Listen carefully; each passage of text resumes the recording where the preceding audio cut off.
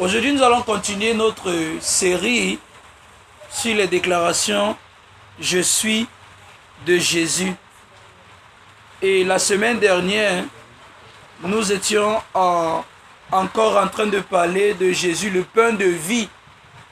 Nous n'oublions pas que nous avions dit à l'introduction de notre enseignement que Jésus-Christ est Dieu. Jésus-Christ, c'est Yahweh, celui que la plupart des gens appellent Jéhovah. C'est Yahweh. Jésus-Christ est Dieu Tout-Puissant qui a créé toutes choses, qui a fait toutes choses par la puissance de sa parole. Amen. Donc, lorsque Jésus-Christ nous parle de sa propre personne et qu'il nous dit qu'il est le pain de vie, pas pour donner la vie à Dieu, mais pour donner la vie à l'homme, nous avons dit que cela nous amène à remettre en question un certain nombre de choses que nous avons compris sur Dieu et que nous avons compris sur l'homme. Parce que lorsque Jésus-Christ dit qu'il est le pain de la vie, à savoir la vie de l'homme, nous comprenons qu'il y a une vie que l'homme est censé vivre, qui est nourrie par Dieu lui-même. Et nous avions aussi dit que Dieu, c'est la vie que l'homme a été appelé à vivre. Donc, nous avons une vie qui s'appelle Dieu. Le nom de la vie que nous avons été appelés à vivre s'appelle Dieu. Et je dis souvent que la vie humaine que les gens ont l'habitude de connaître, c'était l'invention de Adam. Parce que les hommes n'ont pas été créés pour vivre une vie humaine entre guillemets, mais ils ont été créés par Dieu à l'image de Dieu pour vivre Dieu. Amen. Donc, cela nous a amené à recomprendre l'homme, à revoir notre anthropologie. Et je pense que si depuis Adam, l'homme a chuté dans sa pensée, il ne s'est plus jamais connu tel qu'il a toujours été et tel qu'il a été fait par Dieu.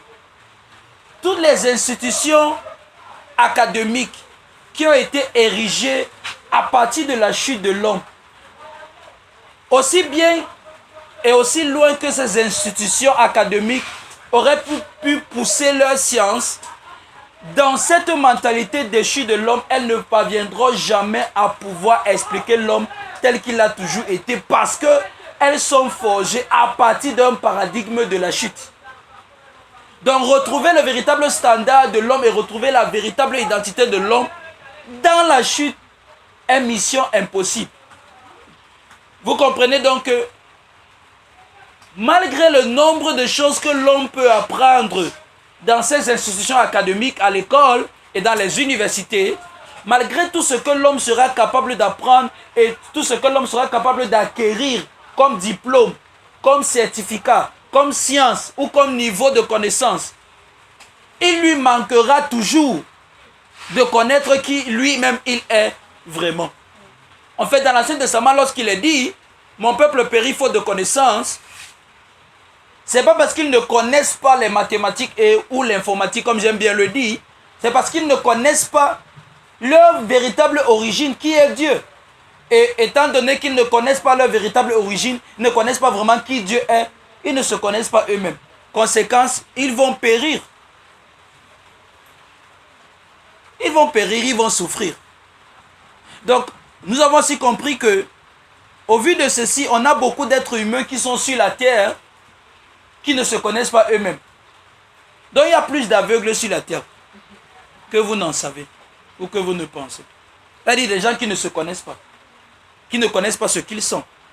Donc on a aussi dit que Dieu n'est pas seulement la source de la vie de l'homme, mais il est aussi la ressource de l'homme.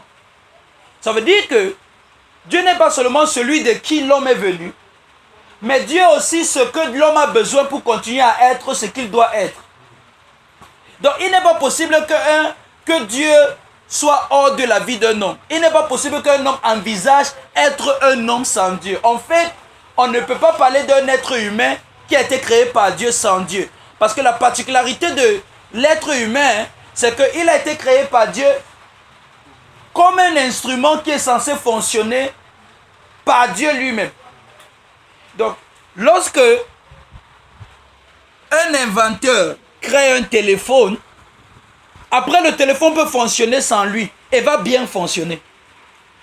Mais ce n'est pas comme ça que Dieu a créé l'homme. Dieu n'a pas créé l'homme comme un homme invente le téléphone et que le téléphone peut fonctionner proprement sans lui désormais. Parce que le téléphone que tu as, tu t'en sers, tu ne sais même pas qui a créé ça. Tu n'as même pas besoin de savoir. Il suffit de comprendre comment ça marche. Et ça marche. Mais la façon que Dieu a créé l'homme, c'est de sorte que c'est lui qui fait fonctionner l'homme. On dirait une voiture dont le carburant, c'est le créateur lui-même. On dirait une machine dont le fonctionnement est régi par le créateur. Donc il n'est pas possible qu'un être humain soit véritablement un être humain sans Dieu. Parce que ce qui fait de l'homme, l'homme lui-même, c'est sa participation dans la vie de Dieu. En fait, l'homme qui a été créé à l'image de Dieu a été créé pour représenter quelqu'un d'autre que lui-même. Donc, ton humanité ne s'accomplit que lorsque tu représentes quelqu'un d'autre que toi. Et cette autre personne, c'est Dieu. Je serais tenté de dire que tu risques d'être un faux être humain tant que tu vis une vie qui ne ressemble pas à Dieu.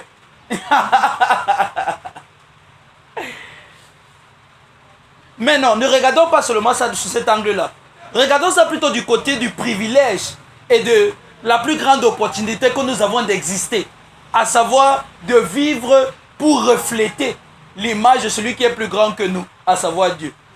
Est-ce que vous vous rendez compte que vous avez une vie qu'on appelle Dieu et que votre vie, votre humanité est censée être le reflet, la réflexion de celui-là qu'on appelle Dieu?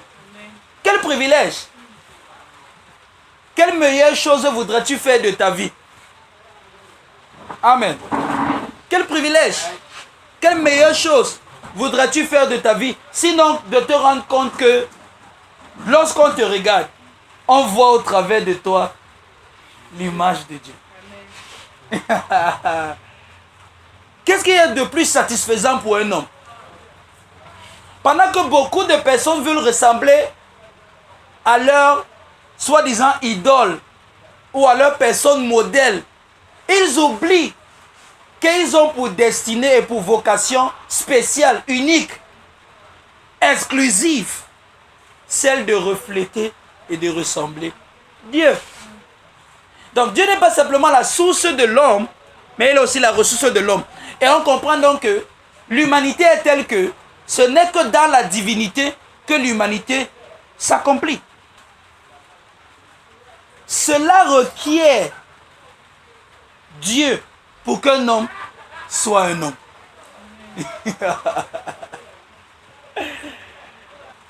C'est pour ça que ta vie, ta seule vie, c'est le plus grand investissement qui existe.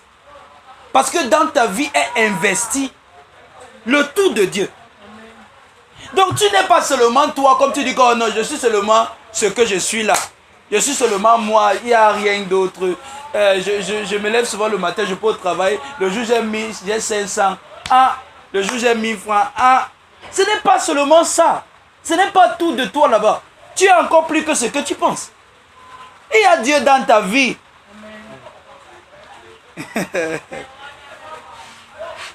Donc ce n'est que dans la divinité que l'humanité est accomplie.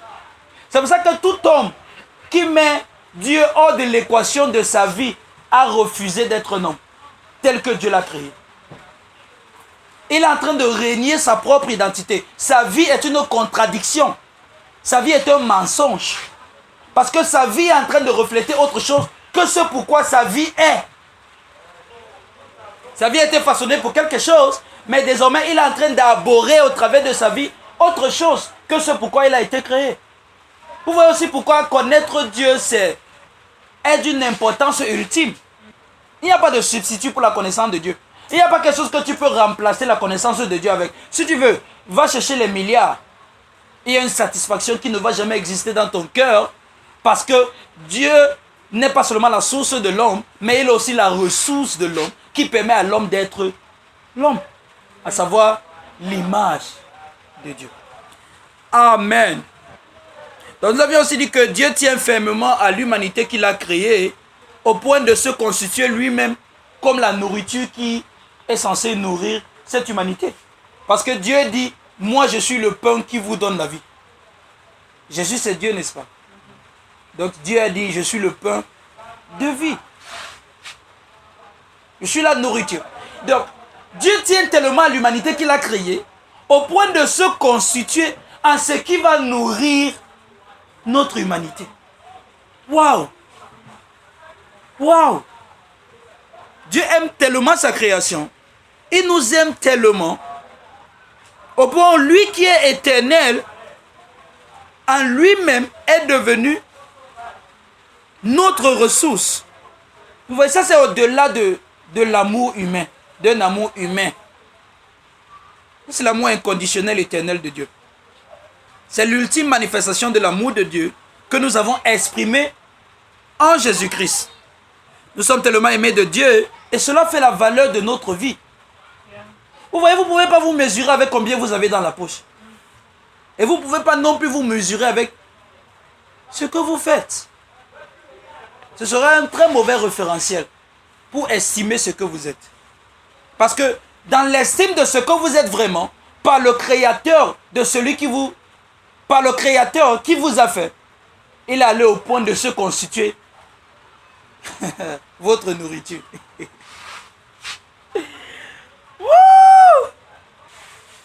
Dieu nous a fait pour le vivre. Amen. Il s'est donné à nous pour que nous puissions l'expérimenter comme notre vie. Vous voyez, c'est pas juste comme un miracle que Jésus a accompli, non, mais plutôt dans le fait de se donner à nous notre vie elle-même. C'est un miracle. Parce que comment vous allez expliquer que nous les hommes, on vit une vie qui s'appelle Dieu? Quel plus grand miracle cherchez-vous? Dites-moi un peu. Quel plus grand miracle est-ce que vous pouvez trouver à part ça? Amen. Voici l'œuvre de Dieu. C'est que nous devons croire en celui qu'il a envoyé. C'est pour ça qu'au travers de cet enseignement, nous voulons apprendre à déposer toutes les spéculations que nous avons de Jésus, les présuppositions que nous avons empruntées de gauche à droite, et prendre seulement ce que Jésus a dit de lui-même et chercher à comprendre autant que nous le pouvons. Amen. Moi, je pense que la plupart des personnes, l'erreur qu'ils ont fait, quand ils lisent les évangiles synoptiques, à savoir Matthieu, Marc, Luc, ils font plus attention aux miracles que Jésus a accomplis qu'aux paroles de Jésus. C'est-à-dire, les gens sont plus concentrés sur il a guéri les malades, il a multiplié le pain, il a ressuscité un mort, il a fait ci, il a fait ça. Les gens sont plus attardés là-dessus que de prêter attention sur ce que Jésus disait. Et c'est là où ils ont un peu raté.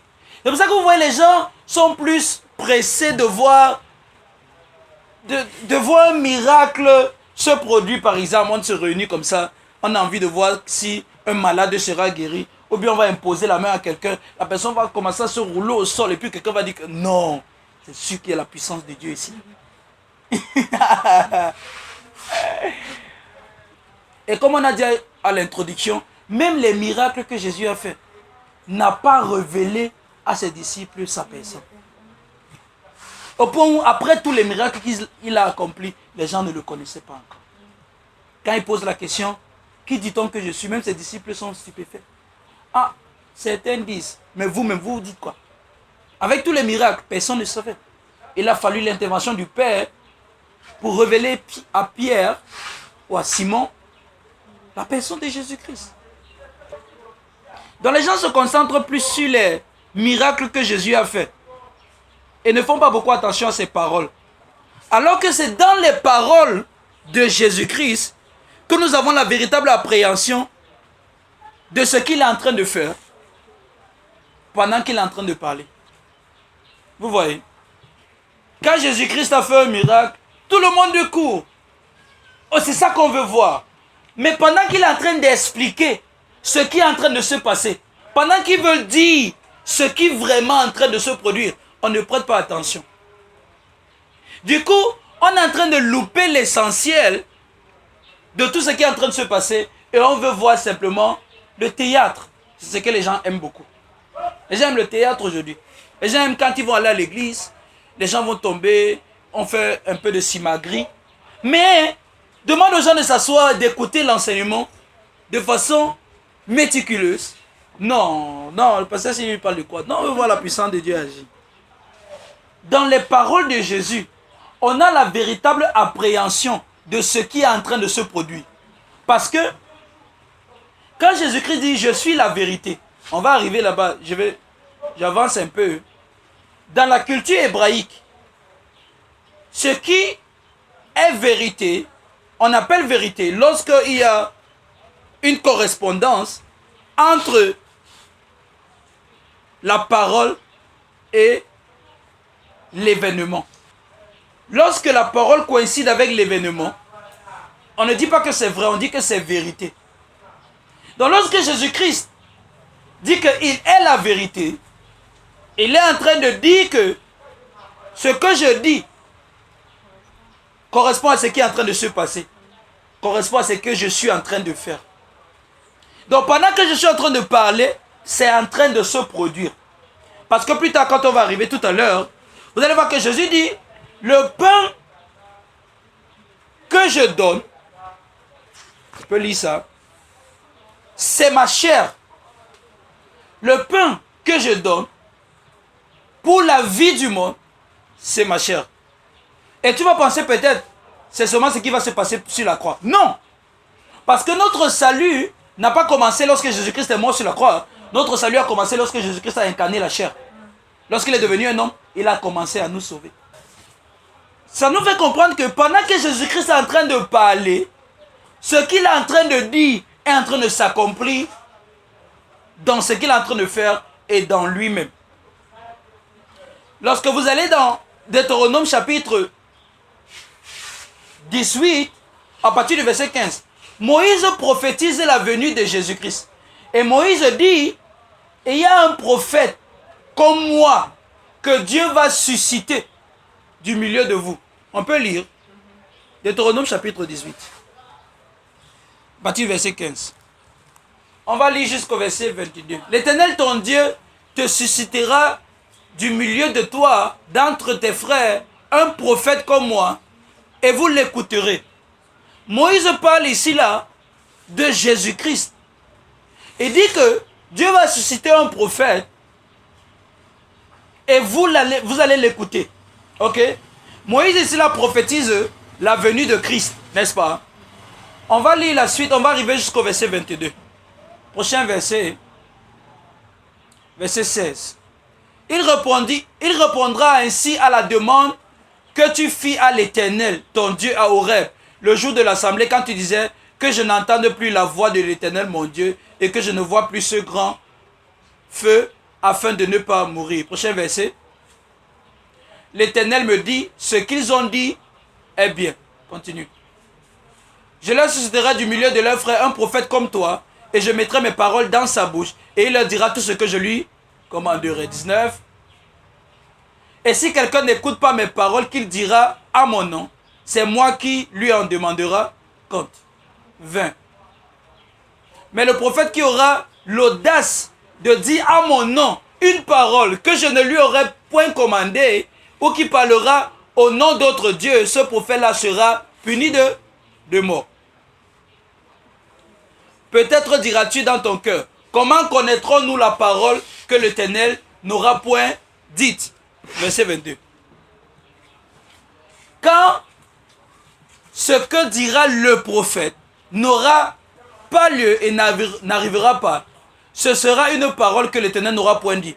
C'est par audace que le prophète l'aura dit. N'aie pas peur de lui. Amen. Au verset 15, Moïse annonce la venue du prophète. Et ce prophète Ce n'est pas tout l'ensemble des prophètes qu'on a là dans l'Ancien Testament, Ésaïe, Jérémie, blablabla. Bla, bla, bla, bla. Ce prophète, c'est Jésus-Christ. Et Dieu va nous donner une description particulière. C'est que ce prophète, lorsqu'il dit quelque chose, ça arrive. Quand ce que ce prophète dira n'aura pas lieu et n'arrivera pas, ce sera une parole que l'Éternel n'aura point dit. En d'autres mots, ce que dira ce prophète arrivera.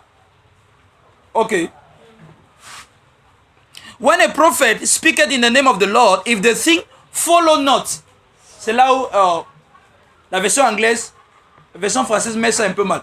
When a prophet speaketh in the name of the Lord, quand le prophète parle au nom du Seigneur, pas parlera, parle au nom du Seigneur, si ce qu'il dit ne suit pas ne suivra pas, si ce qu'il dit ne suit pas ce qui ne parle pas au nom du Seigneur, mais si le prophète que Dieu enverra, lorsqu'il dit quelque chose, ça suit, ça n'attend pas un moment où ça va s'accomplir, ça s'accomplit pendant qu'il est en train de le dire. Et ce prophète n'est personne d'autre que la personne de Jésus-Christ. Et il est le seul prophète que lorsqu'il dit quelque chose, ce qu'il est en train de dire est en train de se passer. Il n'est pas comme les autres prophètes de l'Ancien Testament qui venaient annoncer quelque chose qui va arriver. Dans le ministère prophétique de Jésus-Christ, il ne vient pas pour nous annoncer l'avenir. Il ne vient pas pour nous promettre les choses qui vont arriver. Quand il dit quelque chose, c'est en train de se passer. Vous voyez par exemple, lorsque Jésus-Christ disait « Le royaume de Dieu s'est approché de vous », il parlait de quoi? Il parlait de lui-même. C'est lui, le royaume. C'est en lui, le royaume aussi. Donc, les hommes avaient tendance à penser que c'est quelque chose de futur qui va arriver, alors que pendant qu'il est en train de parler, c'est ce qu'il est en train de faire, c'est ce qui est en train de se produire en lui. Ok? Je prends un autre exemple. Jésus-Christ rencontre Nicodème. Jésus dit à Nicodème, sauf si tu n'es né de nouveau, tu ne peux entrer dans le royaume de Dieu. Vous avez tendance à penser que Jésus est en train de dire que la condition pour que tu entres dans le royaume de Dieu, c'est que toi, tu naisses de nouveau. Question, depuis quand il relève de la responsabilité d'un enfant de se naître? Depuis quand est-ce qu'il relève de la responsabilité de l'enfant de se naître ou de se donner naissance? Si tu parles à quelqu'un de naître, tu es indirectement en train de dire à son parent de le mettre au monde. Sauf s'il a le pouvoir de se donner naissance. Mais à ce que je sache, aucun enfant n'est capable de se donner naissance. N'est-ce pas? Donc si la réquisition pour rentrer dans le royaume, c'est de naître dans le royaume, alors celui-là qui est mon paternel a la responsabilité de me donner naissance dans le royaume. Donc lorsque Jésus-Christ parle à Nicodème, tu peux avoir l'impression que Jésus-Christ est en train de dire à Nicodème ce que Nicodème doit faire pour être sauvé, alors que c'est ce que lui, Jésus-Christ, il est en train de faire pour le salut du monde. Parce que comment est-ce que Nicodème va faire pour se donner naissance? Il ne peut pas. Si tu évoques la question de naissance, tu évoques la relation qui existe entre un parent et son enfant, dans laquelle l'action est menée par le parent, et l'enfant va seulement se rendre compte qu'il est né. Donc Jésus-Christ est en train de parler du salut que lui, il est venu opérer. Et que lui, il est en train d'opérer. Donc en principe, tu ne peux pas te donner naissance. Tu ne nais pas de nouveau de ton propre chef. Jésus-Christ nous a donné, comme on va voir tout à l'heure, la nouvelle naissance dans sa mort et sa résurrection. Est-ce que ça va? Jésus-Christ prêche un évangile qui est kérigmatique, comme on va le dire. C'est un évangile qui n'est pas en train d'annoncer les choses à venir, mais c'est un évangile qui déclare les choses qui sont en train de se passer maintenant. C'est pour ça que l'évangile ce n'est pas la probabilité que tu as d'accepter Jésus-Christ, mais l'évangile t'annonce la conclusion de Dieu te concernant, que tu as déjà été accepté par Dieu. L'évangile ne te demande pas de faire quelque chose pour que tu sois sauvé. L'évangile vient te dire que mon frère, comment tu peux continuer à vivre une vie quand tu as déjà été sauvé par Jésus-Christ? Alors là, tu te réveilles, tu dis, oh, je ne savais pas. Maintenant, je me rends compte de ce que je suis vraiment. Alors, je marche dans ce que je suis vraiment. C'est pour ça que les Juifs avaient les problèmes avec l'apôtre Paul. Tu n'es pas d'accord avec lui. Parce que l'apôtre Paul est en train de dire que toutes les promesses qu'on a dans l'Ancien Testament sont accomplies dans la personne de Jésus-Christ. Alors, dans cette personne, on n'est plus en train de chercher une promesse. Comme les gens aiment les promesses là. Dieu va faire ceci dans ta vie. Oh, amen. Dieu va faire encore. Amen. Dieu va faire. Il a fait des miracles. Il le fera encore. Ah. Encore ça. On est fiers. Jésus-Christ est tel que il y a une correspondance entre ce qu'il dit et ce qui est en train de se passer. La plupart du temps, quand il parle de lui, les gens ont l'impression qu'il est en train de parler des autres. Si vous lisez Jean 14, le verset 20, Jésus-Christ dit, quand il parle à ses disciples, il a expliqué beaucoup de choses. À un moment, il a dit que, en ce jour, vous saurez, en ce jour, vous connaîtrez que je suis en mort, et que vous êtes. Est-ce qu'il a dit que vous serez en moi? Mais seulement que maintenant, là, vous ne comprenez pas. Mais le jour là, vous allez comprendre. Mais en attendant que vous dise, vous êtes. Donc, voici Jésus qui se tient devant les hommes. Vous êtes en. Je suis au present continuous tense. Regarde, là où tu es assis là, Jésus-Christ est en toi. Pourquoi on amène les loups? C'est-à-dire que Jésus-Christ est en toi. Vous savez, c'est pas quand on va vous dire qu'il y a un démon dans ta vie, qu'il faut qu'on délivre. Là maintenant, les gens vont sortir, oh pasteur délivre. Vous aimez trop ça. Ah! Pourquoi les hommes aiment le mensonge? Les gens aiment quand on les mente. Ils aiment ça. Je vous dis, allez, regardez, partez. Dès qu'on dit un truc comme ça que c'est faux, les gens sont plus... Amen! Mais dire à quelqu'un que Jésus-Christ est en toi, pour lui, oh Dieu, il dit même quoi? On est en train de dire que celui qui a créé le ciel et la terre, son quartier général, c'est en toi. Amen. Juste comprendre ça, tu sens que maître. Moi-même là, je ne suis pas petit. Hein. Le tout de Dieu est ici là. Si on te dit qu'il y a un sorcier qui habite à côté de ta maison, c'est que tu quand même là-bas que pas prêcher l'évangile chez lui. Non, parce que tu comprends, mon frère. Attends, tu es le quartier général. Hein? En la personne de Jésus-Christ, nous avons la parole de Dieu et l'œuvre de Dieu. Vous comprenez? Il y a cette correspondance entre ce que Dieu fait et ce que Dieu est en train de dire. C'est la personne de Jésus-Christ. C'est pour ça que Jean utilise le mot parole pour se référer à Jésus-Christ. Au commencement était la parole. La parole était avec Dieu. Et la parole était Dieu. Jean se réfère donc à Jésus-Christ comme étant la parole de Dieu. Maintenant, lui étant la vérité, il est à la fois la parole de Dieu qui est aussi l'œuvre que Dieu est en train de faire, parce qu'il y a une correspondance entre ce qu'il dit et ce qu'il fait de lui la vérité. Pas qu'il est vrai, mais il est vérité. Et cette expression a été utilisée plusieurs fois dans l'Ancien Testament lorsque ce qu'un prophète a dit a été accompli. Par exemple, lorsque la veuve, je crois que c'était la veuve de Sarepta, lorsque son fils est mort, elle a vu le prophète Élie. Le prophète Élie a guéri son fils. Elle dit au prophète Élie, maintenant je me rends compte que la parole de Dieu est vérité. Parce que ce qui a été dit et ce qui a été fait, il y a eu dans cette correspondance. Donc lorsque Jésus-Christ se présente comme étant la vérité, il est à la fois ce que Dieu dit et il est à la fois ce que Dieu fait. Il est l'œuvre de Dieu. Les œuvres de Dieu, l'œuvre de Dieu que les gens veulent voir l'œuvre de Dieu. Oh Seigneur, Seigneur, je veux voir ta gloire. Oh Seigneur, je veux voir ta gloire. Seigneur, fais-moi voir. Jean dit que la parole a été faite chair.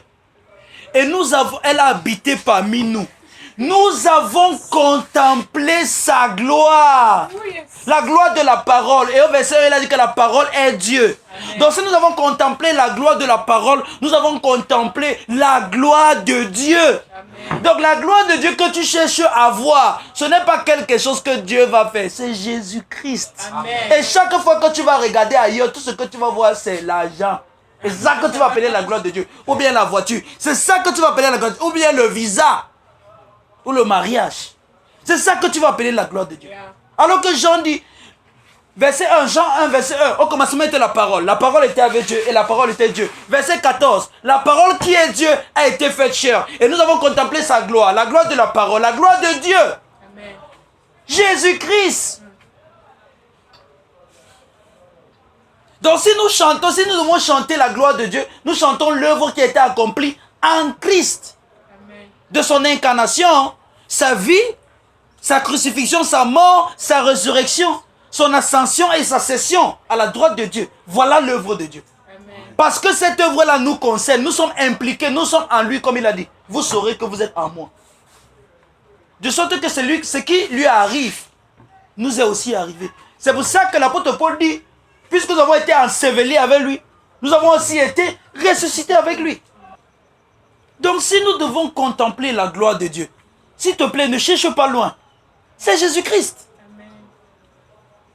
C'est pour ça qu'il ne faut pas te mesurer, il ne faut pas chercher la définition de qui tu es, ou la définition de ta personne, ou de ta vie, dans ce que tu peux avoir dans tes poches, ou dans autre chose, ou dans des possessions, ou dans des positions. Parce que ceux qui n'ont pas ça, cherchent leur identité dans des possessions et dans des positions. Et ils voudront toujours être supérieurs à quelqu'un d'autre, pour se sentir quelque chose. Mais quand tu as compris ça en Christ, tu ne bagarres avec personne, tu ne fais la course avec personne, tu n'es en compétition avec personne. Parce que ta vie ne dépend pas de ta position par rapport à quelqu'un d'autre. C'est pour ça que n'aie pas le complexe que quelqu'un avance plus que toi. N'aie pas aussi le complexe que tu avances plus que quelqu'un. Parce que ta vie n'est pas définie à partir de là. Vis sans complexe. Vis, mon frère, vis. Vis, live. Jésus est venu nous donner la vie en abondance. Amen. Donc la satisfaction d'un homme ou la satisfaction de l'homme ne peut pas venir d'autre chose sinon que de Dieu lui-même.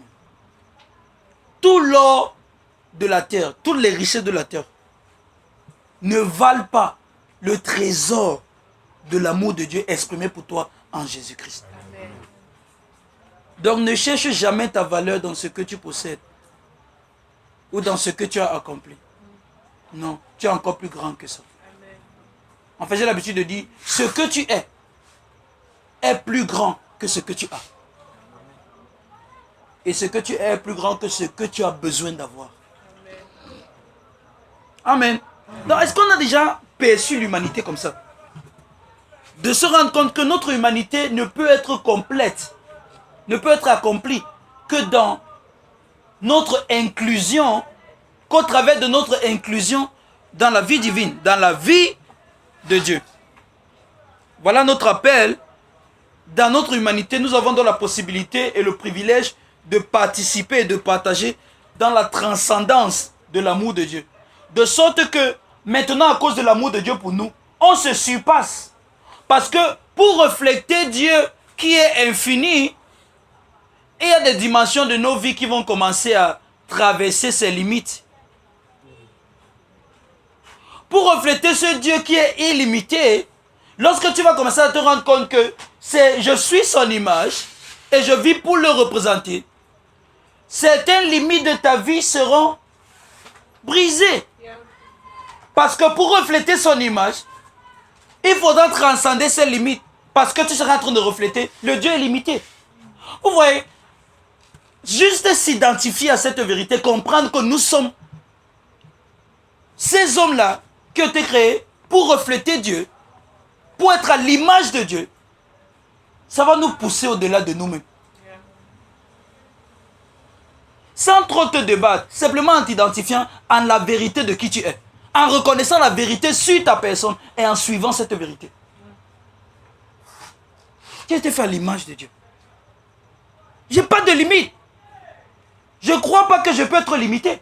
D'abord, ma pensée est même déjà sanctifiée. Parce que la plupart du temps, les hommes sont d'abord limités dans leur tête. Ils ne croient que ce qu'ils ont vu devant les yeux. Pour eux, voilà toute leur vie. Mais quand tu commences à t'identifier à la vérité, à Christ, tu te rends compte que, merde, je ne suis plus que ce que je fais.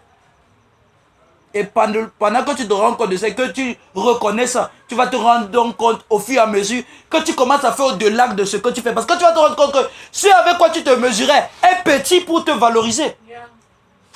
Tu vas aller au-delà de cela. Parce que dans ta tête, tu auras compris que tu es plus que ça. Amen. Jean chapitre 6, verset 35. Et Jésus leur dit, je suis le pain de vie, celui qui vient à moi n'aura jamais faim, n'aura jamais soif, ne sera pas dans le besoin, il ne manquera pas. Le mot faim qui est utilisé là-bas vient d'un mot grec, pénao. Et ce mot refait à quelqu'un qui travaille dur, qui travaille tellement dur, au point où le travail qu'il est en train d'exercer l'absorbe complètement, absorbe toutes ses ressources, mais à la fin de son dur labeur, il ne trouve pas satisfaction. Donc Jésus-Christ dit, celui qui vient à moi, parce que je suis le pain, il n'aura jamais faim. Ça veut dire que il n'aura pas cette vie qui aura travaillé tellement dur pour se rendre compte, malheureusement à la fin, que ce pourquoi il a travaillé ne peut pas le satisfaire. Voici, si vous avez une autre poursuite dans la vie, plus importante que la poursuite que Dieu a engagée et vous a déjà rattrapé, vous allez chercher à acquérir des choses avec tellement de labeur et tellement de dureté, pour vous rendre compte seulement à la fin que même l'autre là, ça ne suffit pas votre humanité. Ça ne vous satisfait pas complètement. Ne perds pas toute ton énergie en négligeant ta véritable identité en Christ, en négligeant la vérité sur toi qui vient d'abord de Dieu, parce que tu dis non, je cherche l'argent, non, je suis occupé assis, non, je vais faire ci, je vais faire ça, pour te rendre compte à la fin de ta vie que toutes ces choses ne t'ont pas apporté satisfaction. N'attends pas d'avoir parcouru toute ta vie, maintenant que tu as la force et l'énergie, pour te rendre compte que lorsque tu auras tout dépensé tes forces, tout dépensé tes ressources, tout dépensé ton énergie, pensant que tu vas trouver satisfaction dans ci ou dans ça, pour te rendre compte après que même ces choses-là ne suffisaient pas pour te satisfaire. Regardez, Christ, Jésus, est notre véritable satisfaction. Si tu n'as pas compris ça, et que tu ne te donnes pas maintenant à le connaître, pour te connaître vraiment tel que tu es, je t'assure, aie l'argent. Aie l'argent, tu vas voir. Tu n'auras pas satisfaction. Tu vas te rendre compte que ta vie, il y a encore quelque chose de plus que ça. Ce n'était pas seulement l'argent. Ce n'était pas seulement la notoriété. Ce n'était pas seulement la popularité. Ce n'était pas seulement le fait d'être beau, d'être belle, d'être de figurer ou de blablabla. Il y avait encore plus que ça. Ta vie est encore plus importante que ça. Ta vie valait encore plus que tout l'argent que tu as rassemblé. Parce que je vous dis, refléter l'image de Dieu sur la terre est plus important qu'être millionnaire. Yeah. Néanmoins, ça ne nous empêche pas d'être des millionnaires. Exactly. Mais que ces millions ne deviennent pas notre identité. Yes. On n'est pas ce qu'on est parce qu'on a quelque chose. On est ce qu'on est parce que Dieu est ce qu'il est. Amen. Donc ça veut dire que tant qu'on ne connaît pas qui Dieu est, on ne pourra jamais connaître ce qu'on est. Amen. Donc Jésus dit que je suis, c'est moi le pain de vie, c'est moi. C'est moi qui accomplis, c'est moi qui nourris, c'est moi qui satisfait la vie de l'homme. Donc on n'est pas en train de parler des trucs que les chrétiens ont besoin. On est en train de parler de ce dont chaque être humain a besoin. C'est pour ça que je vous dis souvent, l'évangile, ce n'est pas seulement pour les chrétiens, c'est pour chaque être humain. Je suis le pain de vie. Celui qui vient à moi n'aura pas cette expérience de vie insatisfaite. Celui qui vient à moi ne va pas vivre cette vie où après avoir donné tous ses efforts, toute son énergie, va se rendre compte plus tard que ça ne valait pas la peine. Oui, on travaille dur. Oui, on se donne à tout ce qu'on fait. C'est vrai. Mais désormais, plus parce qu'on cherche quelque chose, mais à partir de ce qu'on a. À partir d'une position de satisfaction.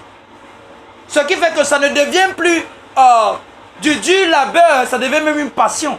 En fait, on est censé enjoy la vie. Vous voyez, tout ce que l'homme fait naturellement, Dieu y a ajouté du plaisir.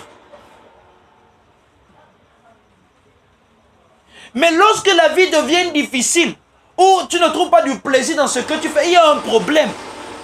Soit tu es dans une mauvaise perspective, soit tu es dans une mauvaise position.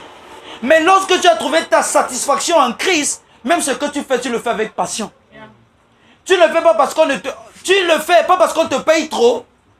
Et aussi tu ne le fais pas parce qu'on ne te paye pas trop. Mais il y a cette passion-là dans ton cœur qui te fait vivre la chose et l'expérimenter différemment de l'autre qui le fait parce qu'il cherche sa satisfaction dans cette chose. C'est pour ça que je peux pousser, je souris. Je peux vendre les gâteaux, je souris. Je peux aussi travailler dans un bureau et je souris aussi. Maintenant, dans tous les cas, mon sourire, ce n'est pas ce que, n'est pas déterminé par là où je me trouve, mais par qui je suis. Amen. Donc, dans tout domaine de ta vie, sois à l'aise, sois satisfait, sois bien et fais-le avec passion et amour. Amen. Amen.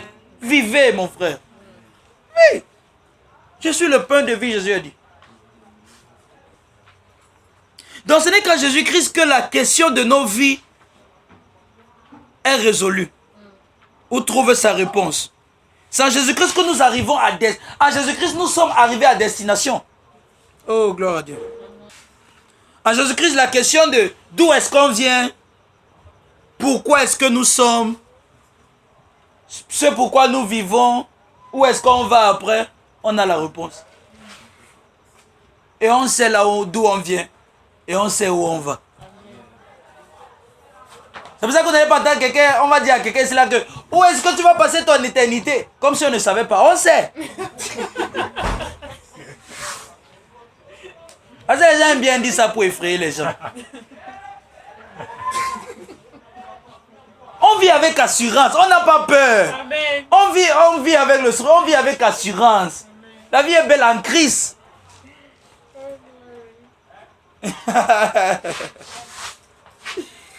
Donc jusqu'à Jésus-Christ, c'est en Jésus-Christ que notre existence est accomplie. Amen. Donc sans Jésus-Christ, l'homme n'est pas accompli. Jésus-Christ étant la parole de Dieu, ça veut dire que Jésus-Christ est Dieu et il est aussi la parole de Dieu. Ça veut dire que dans la personne de Jésus, n'est-ce pas? Suivez-moi s'il vous plaît. Dans la personne de Jésus, tout ce que vous avez besoin de connaître sur Dieu est révélé en sa personne. Mais aussi, tout ce que vous avez besoin de connaître sur vous est aussi révélé dans sa personne. Donc, il n'est pas seulement la vérité de Dieu, il est aussi la vérité de qui l'homme est vraiment.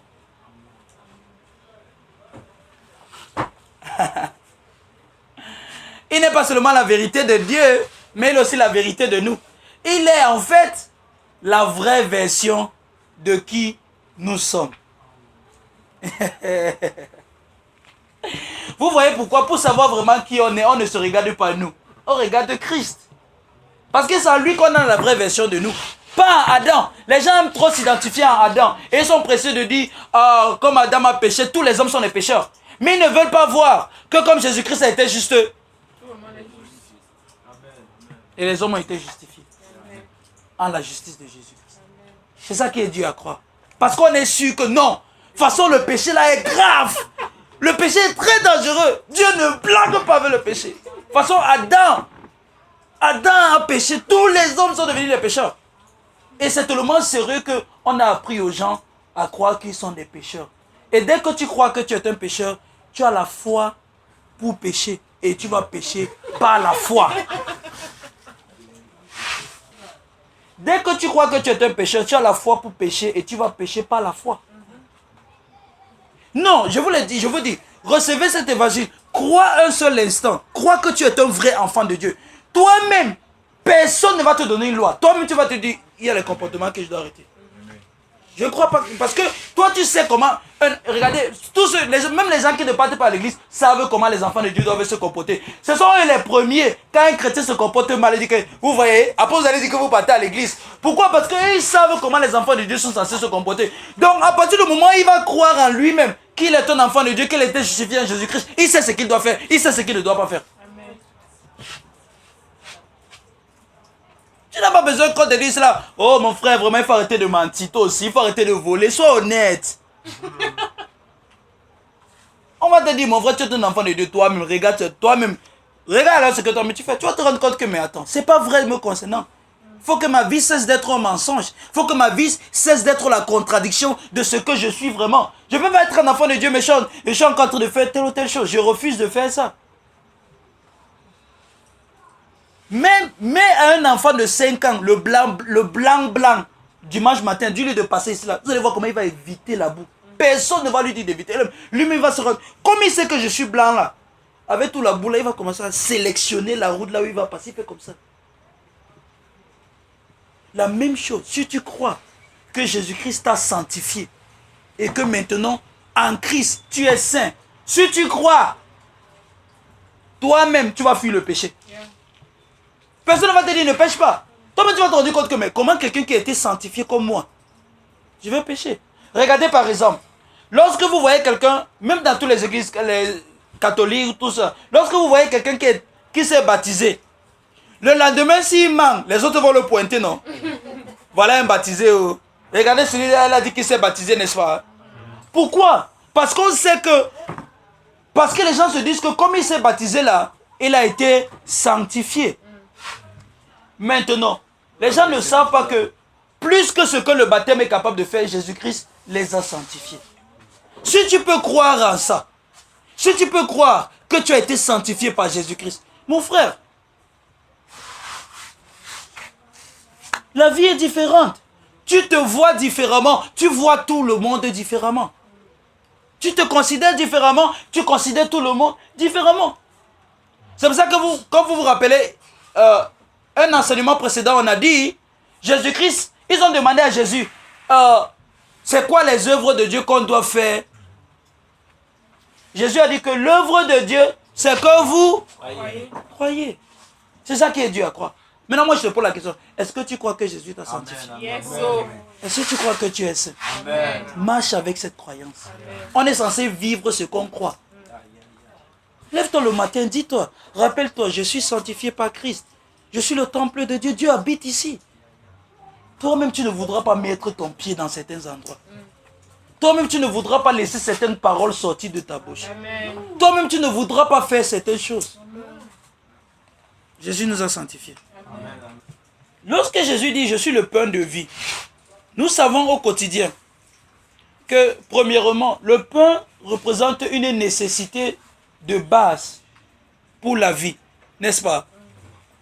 C'est-à-dire que pour que quelqu'un vive, il doit avoir au moins du pain. On sait que c'est une nécessité de base. Deuxième chose par rapport au pain, on sait aussi que lorsque quelqu'un travaille, on appelle son travail son gagne-pain. On sait qu'il laboure pour se rassurer d'avoir du pain pour vivre. Et il est la responsabilité dans toute famille. C'est la responsabilité du chef ou du père de disposer sur la table du pain. Donc si Jésus-Christ dit qu'il est le pain de vie, lui Dieu, il est le pain de vie, il nous fait comprendre que la nécessité de base pour notre vie, c'est Dieu. La nécessité de base pour notre vie. Regardez, on a été créé pour une grande vie.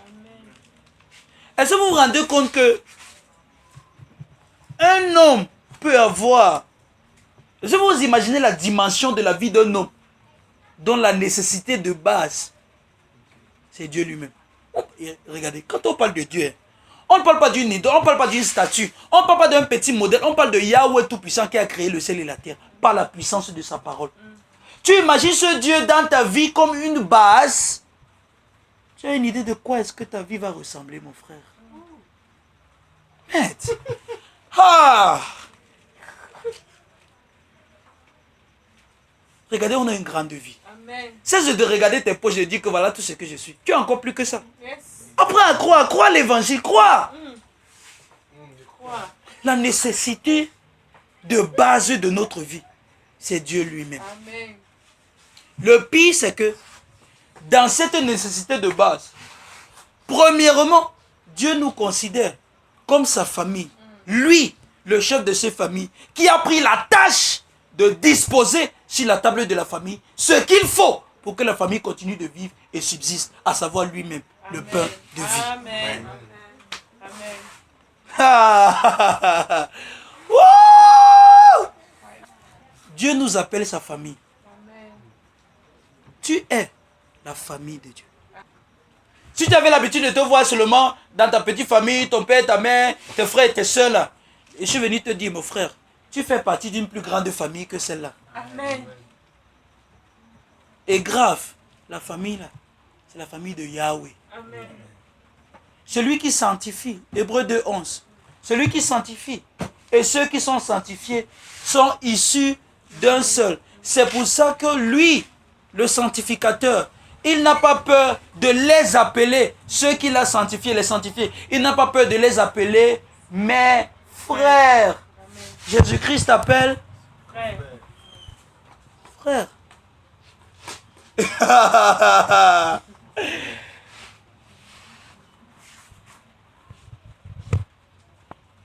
Oh, quel grand amour que tu partages tout ce que tu es avec moi pour me rendre tel que toi.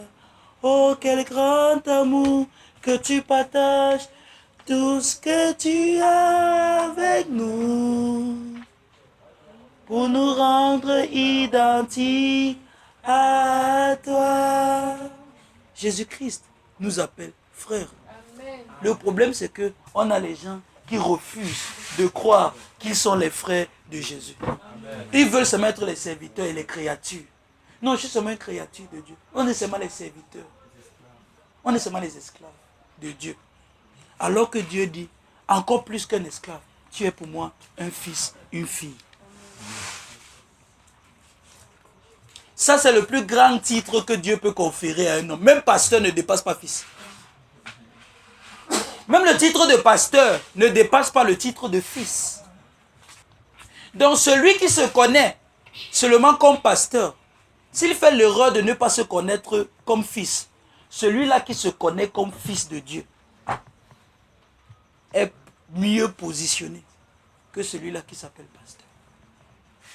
Parce qu'en fait, le rôle des pasteurs, c'est d'amener l'Église à la stature parfaite du Fils de Dieu. Qu'il puisse connaître le Fils de Dieu.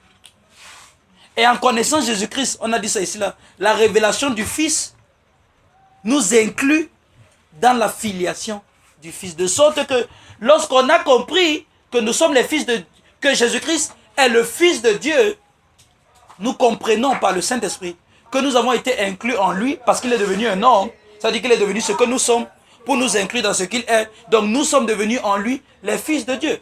Car ceux que Dieu a connus d'avance, il les a aussi prédestinés à être semblables à l'image de son Fils.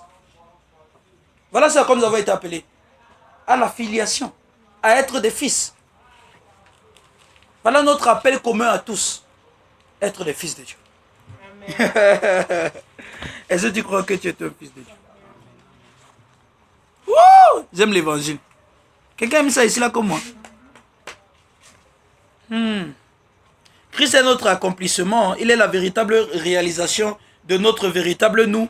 Il est le pain qui satisfait notre labeur, qu'il a labouré lui-même, qu'il a travaillé lui-même. En tant que le père de la famille, c'est lui qui travaille pour disposer le pain pour les enfants. C'est aussi lui-même le pain pour les enfants. Donc, il est le donateur et il est lui-même le don qu'il s'est offert, qui s'est offert ou qui l'a offert à nous. Oh boy, boy, boy, boy. On continue. Dieu est notre nécessité de base de la vie et Dieu nous appelle sa propre famille, lui en tant que le père de cette famille. Dieu nous appelle sa famille. Amen. Donc le pain pour lequel nous sommes censés travailler et obtenir comme un gain, comme un salaire, comme par exemple celui qui a faim, comme lorsque Jésus-Christ dit, celui qui vient à moi n'aura pas faim. J'ai expliqué que celui qui a faim, c'est celui qui a travaillé dur et qui a investi toutes ses ressources et qui à la fin ne reçoit pas la satisfaction de tout ce pourquoi il s'est investi. Amen. Donc le pain pour lequel nous sommes censés travailler et obtenir comme gain à la fin de notre labeur, il a fait le travail, il a obtenu le gain, il a reçu ce salaire et il nous l'a partagé de sorte que nous recevons gratuitement par grâce ce que lui il partage avec nous. C'est pour ça que le salut ce n'est pas par les œuvres, c'est par ses œuvres lui, mais pas par nos œuvres. Lui il a accompli notre salut et nous sommes sauvés par sa grâce, gratuitement. Donc, on n'a pas besoin de qualification. Tu n'as pas besoin d'être qualifié, tu n'as pas besoin de qualification. Il n'y a pas de critères actuellement qui te disqualifient d'avoir Jésus-Christ comme le pain de vie. Non. Si tu crois, maintenant, tu l'as. Tout simplement. Sans qualificatif. Oh, glory. N'est-ce pas intéressant de voir que les hommes ont le privilège de partager le pain du ciel? Parce que Jésus-Christ est aussi appelé le pain qui vient du ciel. N'est-ce pas? Donc, en Jésus-Christ, les hommes ont le privilège de partager le pain du ciel. C'est-à-dire que le ciel n'est pas loin de nous.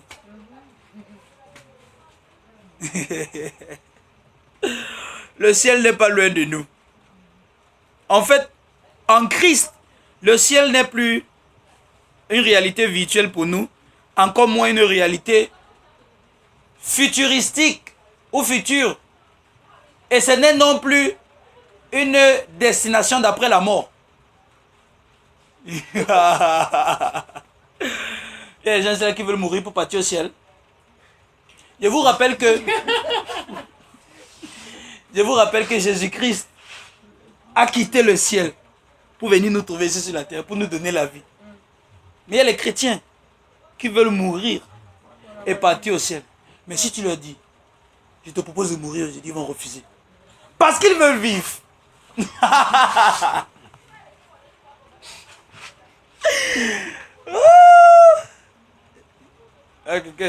Oh, la terre n'est pas notre maison. On va partir au ciel. Peu importe ce qui se passe sur la terre, nous venons d'en haut. On va rentrer en haut. Oh, comme s'ils ont trop envie de partir en haut. Mais alors, il va refuser de mourir. Il dit que Dieu propose lui, tu veux mourir maintenant. Il va refuser. En passant, Dieu est venu dire à un homme qui avait la crainte de Dieu dans l'Ancien Testament que prépare tes choses, tu vas mourir. Le gars a pleuré. Non, je veux vivre. Jusqu'à ce qu'il a pleuré, Dieu a dit ok, 15 années encore. Le gars était content, mon frère. Les gens sont là, ils veulent vivre, ils font semblant.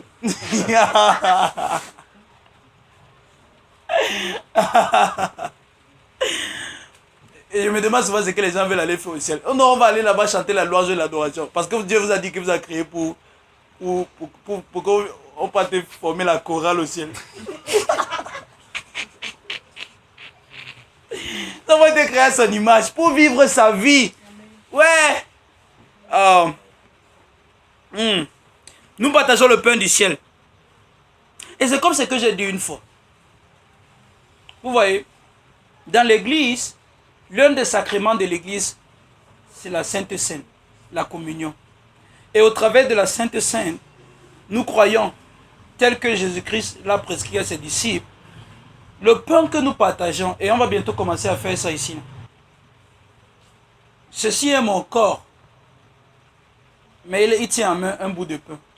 Donc, au travers de la puissance de Dieu, le bout de pain, qui est aussi représenté comme le corps de Christ, l'Église croit que ce bout de pain ce n'est pas seulement du pain que nous partageons, c'est plus que cela. Ça devient le corps du Christ que nous partageons.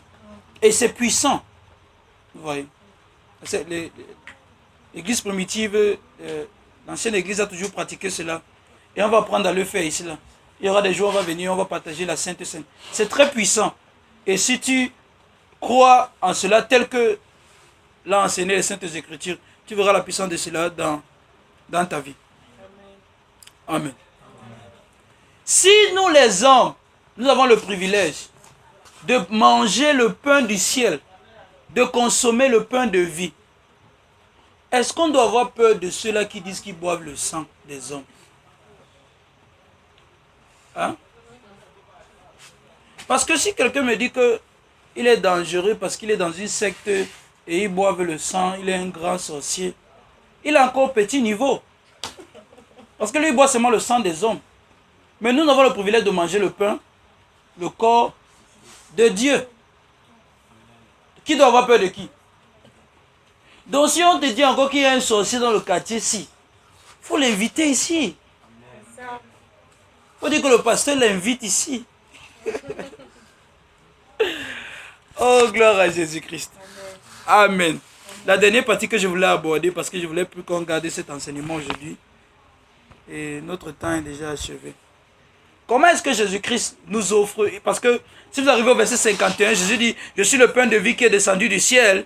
Si un homme mange de ce pain, il vivra pour toujours. Et le pain que je donne, c'est ma chair. Le pain que je donnerai, c'est ma chair, que je donne pour la vie du monde. Comment est-ce que Jésus-Christ offre sa chair, s'offre pour la vie du monde? Si vous permettez, je vais expliquer rapidement, et puis on va conclure. La chair de Jésus-Christ, n'est-ce pas? Ce n'est pas une humanité qui est propre à lui. Ok? Lorsque Jésus-Christ est devenu chair, la parole a été faite chair, n'est-ce pas? Premièrement, l'humanité que Jésus-Christ a assumée n'est pas une humanité qui est propre à lui, parce que Jésus-Christ existe avant son incarnation. N'est-ce pas? Il existe avant son incarnation. Donc, avant son incarnation, la chair qu'il a assumée n'a pas de personnalité, n'a pas d'existence. Cette chair entre en existence lorsque lui, il a incarné la chair. Ok? Et lorsqu'il a incarné la chair, on a donc ce qu'on a appelé l'union hypostatique, c'est-à-dire l'union de la nature divine et de la nature humaine dans la seule personne de Jésus-Christ. Ok? Maintenant, la nature humaine qu'il a prise, Jean nous dit que cette parole, la parole a été faite chair. Maintenant, le mot chair ne refait pas à une humanité saine, comme celle que Adam avait avant de chuter. Le mot chair refait aussi à l'humanité déjà déchue, déjà pécheresse. Ok? Déjà déchue, déjà pécheresse, déjà rebelle contre Dieu. C'est pour ça que Jean ne dit pas seulement qu'il est devenu un homme, mais il est devenu chair. Ok? Donc, ce qui veut dire que lorsque Jésus-Christ incarne la chair, l'humanité qu'il prend, c'est l'humanité que nous avons dans un état déchu. Ok? C'est pour ça qu'il n'est pas séparé de nous. Parce que son humanité n'est pas saine comme celle qu'Adam avait avant de chuter. Il est entré dans l'humanité telle qu'il l'a trouvée, telle que les hommes étaient. Autant les hommes étaient pécheurs, autant ils avaient une humanité qui était désormais rebelle contre Dieu. C'est dans cette humanité-là que Jésus-Christ est entré. C'est cette humanité qu'il a pris. C'est cette humanité qu'il a assumée. Dans Romains chapitre 8, le le verset 3, l'apôtre Paul nous dit que car Dieu a fait ce que la loi ne pouvait pas faire, en ce qu'il a envoyé son Fils dans une chair semblable à la nôtre. Vous comprenez? Il a envoyé son Fils dans une chair pécheresse, une chair de péché, une chair semblable. Car chose est possible à la loi parce que la chair la rendait sans force. Dieu a condamné le péché dans la chair en envoyant, à cause du péché, son propre Fils dans une chair semblable à celle du péché. Donc l'humanité que Jésus-Christ récupère, c'est la même humanité que tout le monde de son temps avait. Une humanité rebelle, une humanité fragile, une humanité dominée par le péché, une humanité vouée à la mort. C'est cette humanité-là que Jésus-Christ récupère. Et qu'il a personnalisé, il a fait de cette humanité sa propre humanité. Et dans cette humanité, il accomplit la révélation, de sorte que lui qui est la parole de Dieu, lui qui est la logique de Dieu, lui qui est ce que Dieu pense, lui qui est ce que Dieu dit, il vient avec ce que Dieu dit, inscrit ça dans cette humanité-là. Et c'est là où le combat a commencé. Parce qu'on a la logique de Dieu en une personne, et on a la rébellion de l'homme dans la même personne. Donc en Jésus-Christ, l'homme est confronté par Dieu. En sa personne. Hein. Dans la personne de Jésus-Christ, il y a une confrontation entre l'homme et Dieu. Maintenant, dans cette confrontation-là, Dieu se révèle à l'homme. L'homme reçoit la parole de Dieu dans la personne de Jésus-Christ. Et dans la personne de Jésus-Christ, l'homme qui a reçu la parole de Dieu répond désormais positivement, c'est-à-dire en obéissant la parole de Dieu. Dans la même personne. C'est pour ça que dans la personne de Jésus-Christ, il est accompli la révélation de Dieu et la réconciliation de l'homme avec Dieu. Parce que cette humanité qui était tordue, lorsqu'elle reçoit la parole de Dieu en Jésus-Christ, cette humanité tordue qui veut toujours être tordue commence à être redressée par Jésus-Christ. De sorte que cette humanité qui avait envie de pécher est désormais restreinte, est retenue. Et commence à être formé dans l'obéissance à Dieu, en croyant la parole de Dieu. Et c'est comme ça qu'il accomplit la révélation, il accomplit aussi la réconciliation dans sa propre personne. Aussi parce que en lui-même étaient tous les hommes. Parce qu'il est le deuxième Adam. Lorsque Adam a chuté, Adam qui avait en son sein tous les autres êtres humains, a conduit l'humanité dans sa chute. Jésus-Christ qui est le deuxième Adam, il est comme Adam et le dernier Adam. Il est comme Adam parce qu'en lui aussi est représenté tous les hommes. Vous vous rappelez chapitre 14, le verset 20, où Jésus a dit, en ce jour vous connaissez que je suis dans le Père, vous êtes à moi, et moi je suis en vous. Donc en lui-même est représenté tous les hommes, de sorte que ce que lui fait, ce qu'il est en train d'accomplir, va affecter tous les hommes. Amen. Donc il dit que ma chair, c'est ça que je donne pour la vie du monde, parce que c'est en train de se produire en lui. C'est ça qu'il dit que le salut n'est pas seulement à la croix, ça a commencé depuis. Sauf que cette humanité qui était rebelle, il commence à la redresser progressivement. Sa vie, c'était un combat. La vie de Jésus-Christ, c'était le combat. Parce que voici Dieu, et voici l'homme aussi. L'homme qui veut partir comme ça, et que Dieu est en train de dire qu'il veut partir comme ça. Et désormais devenu un avec l'homme, il maintient cette union avec l'homme, et ne le lâche pas. Donc Jésus-Christ rectifie et redresse l'homme à Dieu dans sa chair et fait de l'homme que Dieu a toujours voulu en communion avec Dieu, dans laquelle l'homme vit Dieu et Dieu est la vie de l'homme. Donc Jésus-Christ est l'homme qui humanise l'humanité en rendant à l'humanité sa véritable essence, son véritable objectif, son véritable but. Parce que lui seul, il est le vrai homme. À partir de lui, on a la véritable image de Dieu. Que Dieu voulait au départ être reflété par l'homme.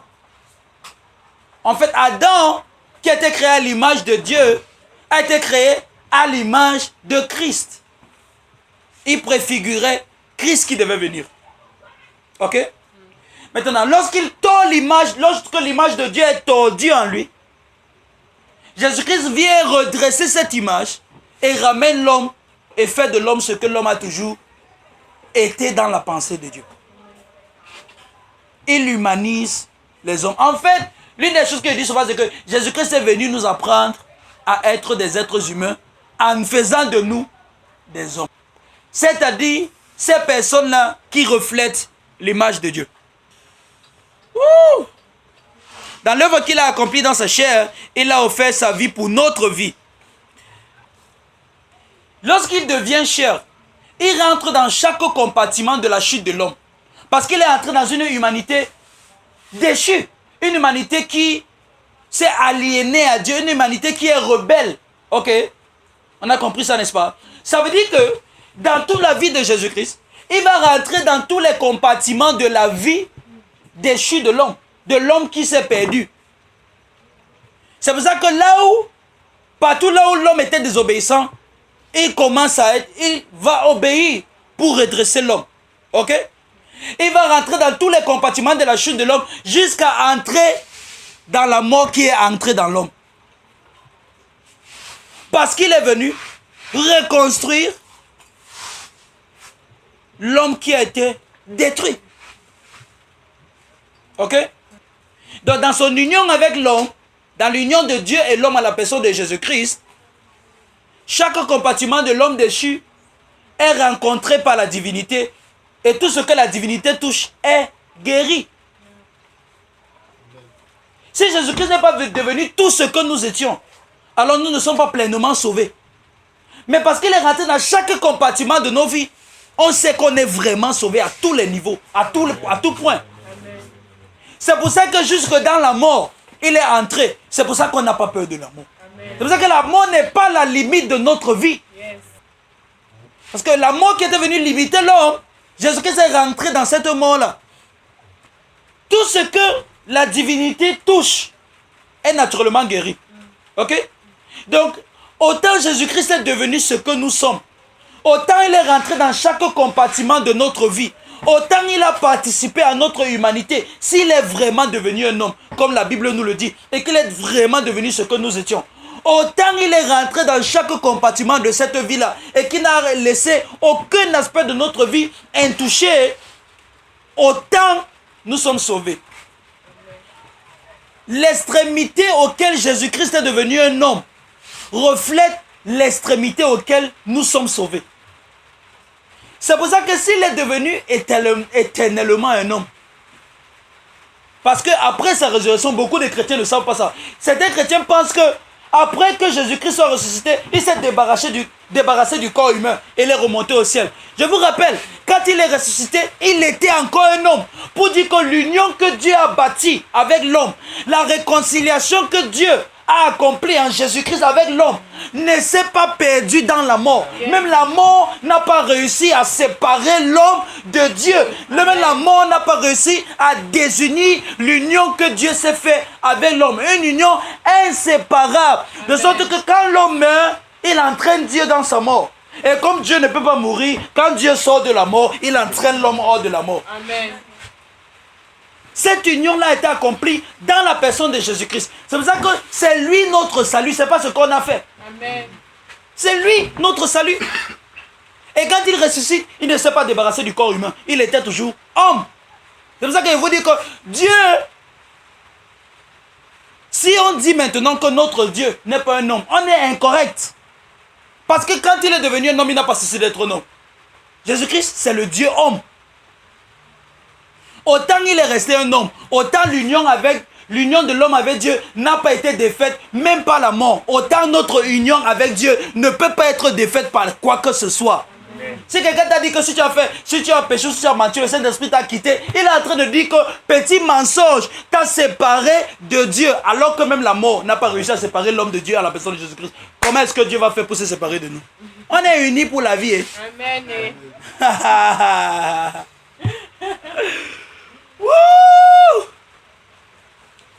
Nous sommes unis avec Dieu. Amen. Crois en cela.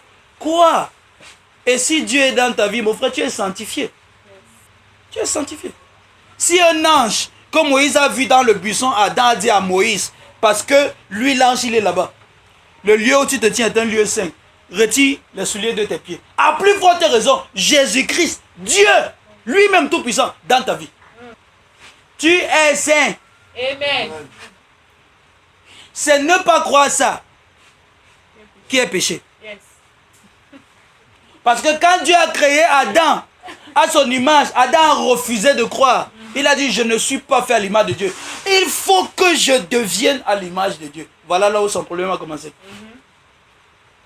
Donc si il te dit que tu es saint, tu refuses, tu vas faire la même erreur qu'Adam. Et en cherchant à devenir saint, tu vas te retrouver en train de pécher. Yeah. Mais si tu crois que tu es saint, même quand un jeune garçon ou une jeune fille va vouloir t'entraîner dans quelque chose, tu vas dire que ouais mon frère, comme tu vois là, moi je suis un saint. Et les choses ici, on ne fait pas ça comme ça. Donc vraiment, il faut te chercher ailleurs. Woo! Oh my goodness. Un dernier verset que je voulais qu'on lise, Hébreux chapitre 10, versets 19 et 20. 10, 19 et 20. On est là.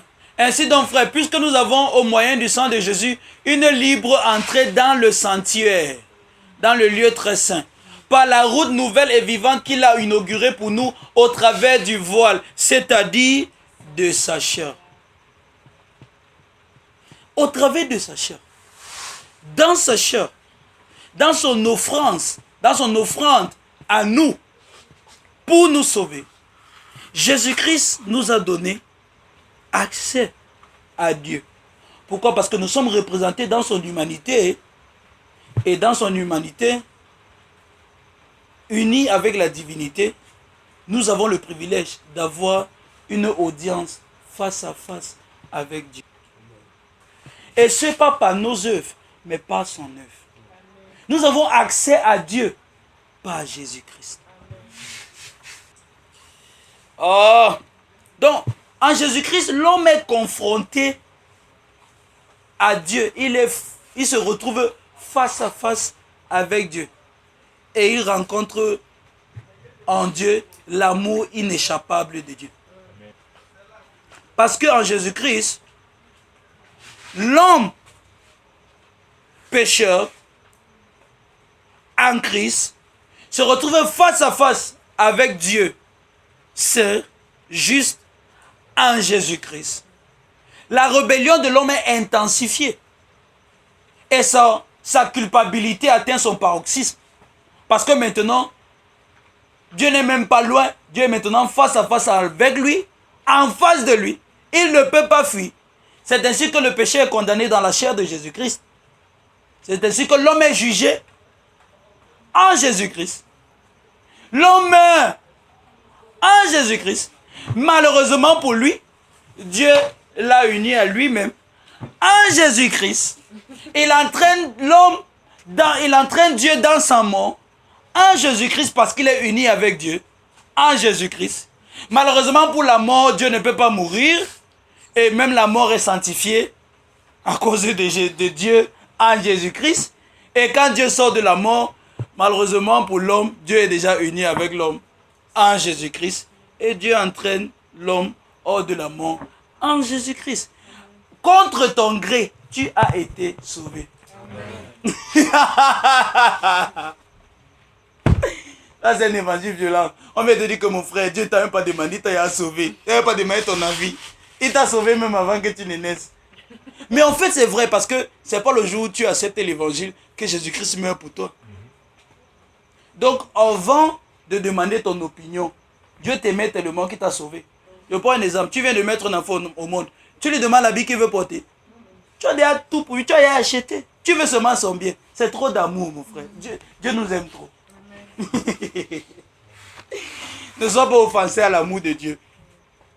Quelqu'un offensé à l'amour de Dieu ici? L'amour de Dieu, ça vous énerve. Oh, gloire à Jésus. Amen. Amen. Dieu nous aime tant. Amen. On va s'arrêter ici. Oh, quel grand amour que tu partages, tout ce que tu es avec nous, pour nous rendre tels que toi. Oh, quel grand amour que tu partages, tout ce que tu as avec nous.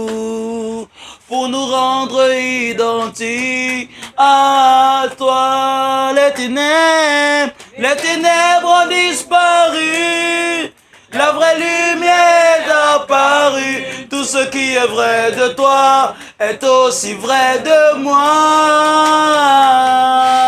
Les ténèbres ont disparu, la vraie lumière est apparue. Tel tu es, tel je suis dans ce monde. Les ténèbres ont disparu, la vraie lumière est apparue. tout ce qui est vrai de toi est aussi vrai de moi. Les ténèbres ont disparu, la vraie lumière est apparue. Tel tu es, Tel je suis. dans ce monde. Est-ce qu'avec tes propres paroles, tu peux rendre grâce à Dieu pour la communion que nous avons ensemble ce soir?